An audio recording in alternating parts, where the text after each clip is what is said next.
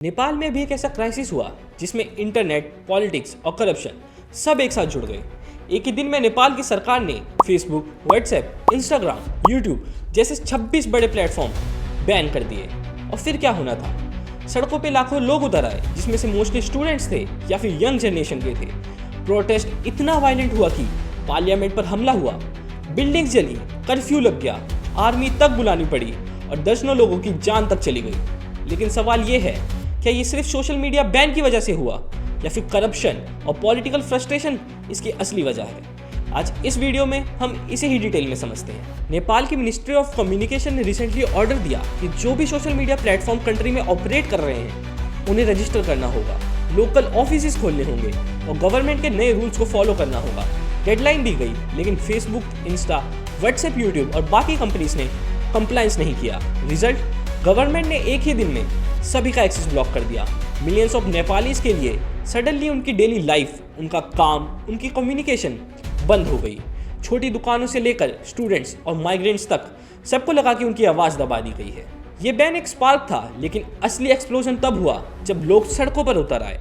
काठमांडू और major cities में students, young professionals और आम लोग रैली निकालने लगे। शुरुआत पीसफुल थी, लेकिन जल्द ही क्लैशेस बढ़ने लगे। पुलिस ने टीयर गैस, वाटर कैनन्स और रबर बुलेट्स यूज किए। रिपोर्टर्स के मुताबिक कई जगह पे लाइव फायर भी हुआ। पार्लियामेंट बिल्डिंग तक क्राउड पहुंच गया और कुछ हिस्सों में आग लगा दी गई। एयरपोर्ट्स पर फ्लाइट डाइवर्ट करनी पड़ी, कर्फ्यू इंपोज करना पड़ा, आर्मी को डिप्लॉय करना पड़ा।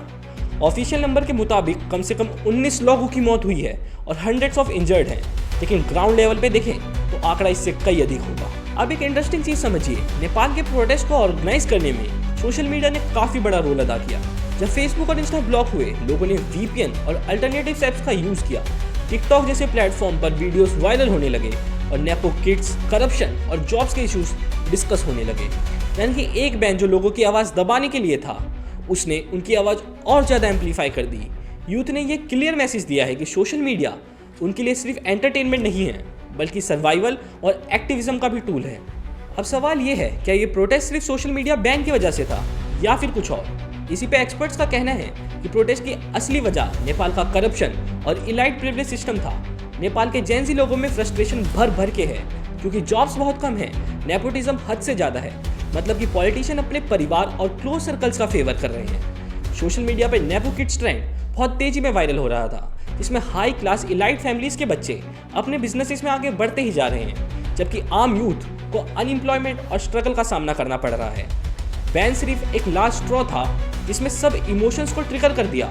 बेसिकली करप्शन और अनइक्वल सिस्टम ने प्रोटेस्ट को और फ्यूल दिया। प्रोटेस्ट के बाद सिचुएशन बहुत क्विकली एस्केलेट हुआ। मिनिस्टर्स ने रिजाइन करना शुरू कर दिया और PM KP ओली को भी अपनी कुर्सी छोड़नी पड़ी।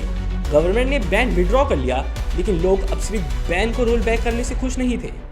यंग अब डिमांड कर रहे हैं अकाउंटेबिलिटी, ट्रांसपेरेंसी और करप्शन फ्री गवर्नेंस की। इंटरनेशनल लेवल पर एमनेस्टी, ह्यूमन राइट वॉच और UN ने भी नेपाल गवर्नमेंट से कहा कि वो पुलिस वायलेंस की इंडिपेंडेंट इन्वेस्टिगेशन करें और जितने भी प्रोटेस्टर की डेथ हुई है उनका जवाब दें। अब नेपाल का प्रोटेस्ट एक क्लासिकल एग्जाम्पल है, जब लोगों की बेसिक आवाज़ दबाई जाएगी, चाहे वो सोशल मीडिया के थ्रू हो या फिर पॉलिटिकल करप्शन के थ्रू, तो वो और ज़्यादा जोर से सामने आती है।